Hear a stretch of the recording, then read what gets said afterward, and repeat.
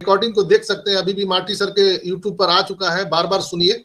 वहां पर एक फॉर्म का जिक्र किया मार्टी सर ने कि एक फॉर्म आ रहा है, जिसका जिक्र मैंने बहुत पहले आप सबको बता दिया था कि हम लोगों को एक फॉर्म आएगा भरने के लिए, जिससे आपके डेबिट कार्ड के लिए आपको क्लेम करना है। तो ये आने वाले टाइम में ये चीज होने वाला है। अब इसके लिए भी मुझे आप लोग लांछन मत लगा दीजिएगा कि डॉक्टर साहब ऐसा पहले क्यों बोल रहे हैं, लेकिन मार्टी सर ने उसके फॉर्म का जिक्र किया। आप लोग रिकॉर्डिंग जाके सुनिए, ऑन द रिकॉर्ड में बात कर रहा हूं। आप लोग रात के 360 वेबिनार में ध्यान से सुनिएगा। उन्होंने मार्टी सर ने बोला एक फॉर्म आने वाला है, तो वो फॉर्म की तैयारी हो रही है। केवाईसी हमारा रेडी है, ओ वेरीफाई रेडी है। यानी जो अभी तक सितंबर से लेके अभी तक जो विलंब हुआ है 6 महीने, उस पर कंपनी अपनी पूरी तैयारी कर रही है, अपना पेमेंट गेटवे पर, अपना बैंकिंग सेक्टर पर। चूंकि आपने देखा है कि हमारे ऑनरेबल प्राइम मिनिस्टर दुबई में गए हुए थे और वहां पर उन्होंने यूपीआई का स्टार्टिंग किया है, पेमेंट स्टार्ट हो चुका है, होने वाला नहीं है, वो उन्होंने शुभारंभ किया है। आप लोग जो न्यूज देखे हैं, जो वीडियो देखे हैं, आप सबने देखा कि उन्होंने वो पे करके वहां पर स्टार्ट कर दिया है, हमारे honourable prime minister Narendra Modi. तो कहीं ना कहीं जब खाड़ी देश में हमारा ये शुरू हो चुका है और सबको पता है कि में, तो जब वहां से हमारा यूपीआई स्टार्ट हो गया, तो फिर हमारे बैलेट में, हमारे डेबिट कार्ड में अब वो दिन दूर नहीं है कि यूपीआई हमारा उसमें इंक्लूड होकर के आ जाएगा। 100 से ज्यादा कंट्री में यूपीआई चल रहा है और भी देशों में चलने का पूरा प्लानिंग है।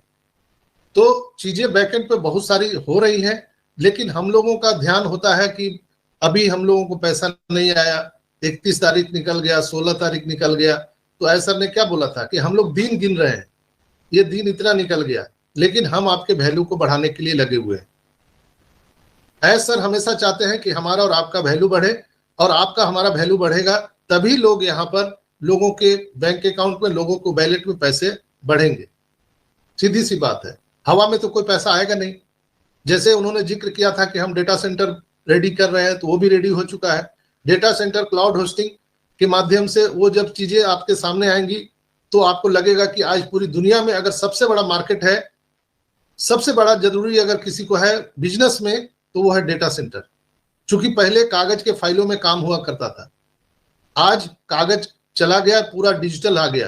तो हर कंपनियां, जितनी भी बड़ी बड़ी कंपनियां हैं, देश की गवर्नमेंट है, देश की सरकार है, वो डिजिटलाइजेशन हो रही है और सारी चीज ऑनलाइन काम चल रहा है। आपको कोई भी अगर फाइल देखना है, कोई भी डेटा देखना है, तो आपको ऑनलाइन सारी चीजें मिल जाएंगी। जैसे हम लोग अभी गूगल पर जाते हैं, जो भी देखना है, जो भी खोजना है, वो सारे डिटेल्स वहां पर उपलब्ध हैं। तो ऑन पैसिव भी वही मार्केट को पकड़ने का प्रयास कर रही है। डेटा सेंटर हमारा जितना बड़ा होगा, उतना ही बड़ा हमारा व्यापार होगा।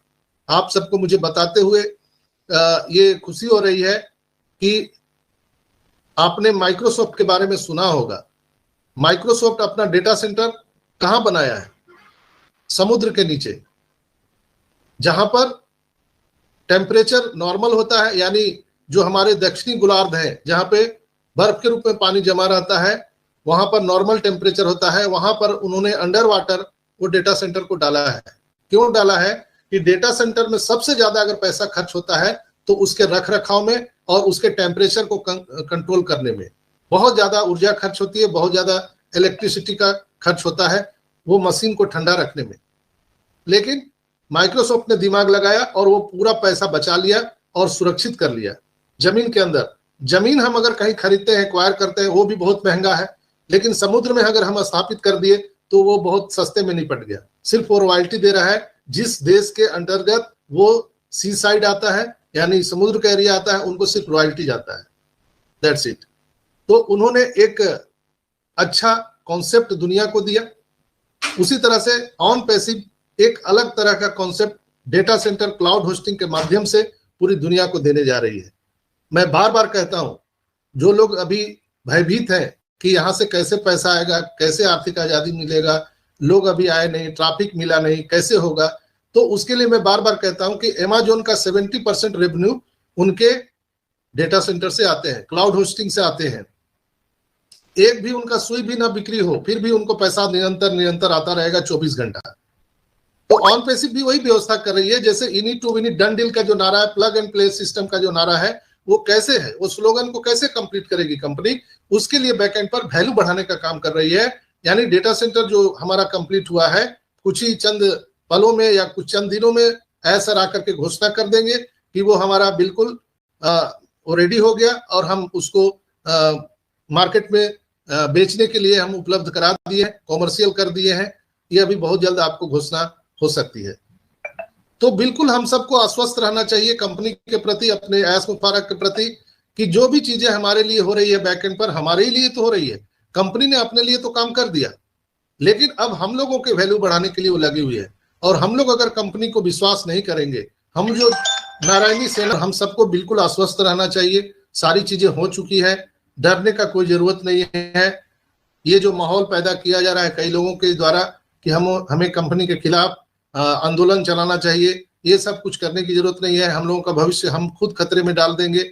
इसलिए इतना दिन का जो आपने सफर तय किया है ऑन पैसिव के साथ, अब आपका काम ह्यूमैनिटी अपलिफ्टिंग का है। कल रात में भी 360 के वेबिनार में यही बातें चल रही थी कि आप ह्यूमैनिटी के लिए क्या करना चाहते हैं, उसके लिए। यानी अब हमको और आपको एक चीज और आज मैं जोड़ दे रहा हूं, आप इसको याद कीजिएगा।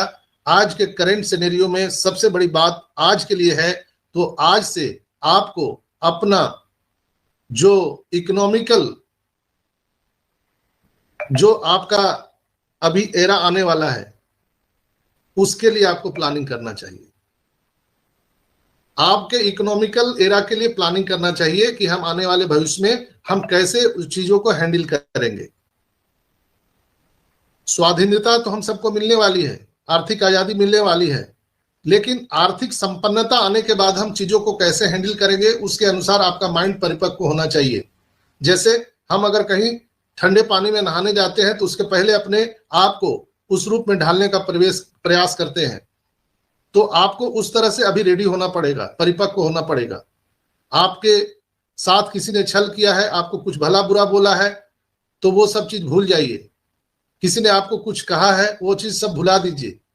ह्यूमैनिटी के लिए हम सबको खड़ा रहना है, क्योंकि ऐसर ने 14,27,000 लोगों को मदर टेरेसा बनाने का काम किया है और आगे भी करोड़ों लोगों को मदर टेरेसा बनाने जा रहे हैं।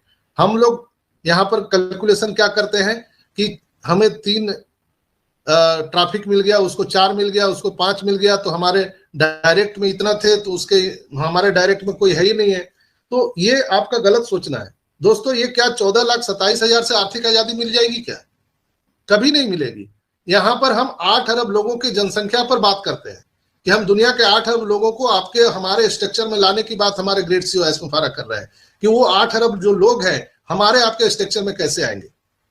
हमारा बड़ा टीम है, छोटा टीम है, ये इससे हमको परे उठना है।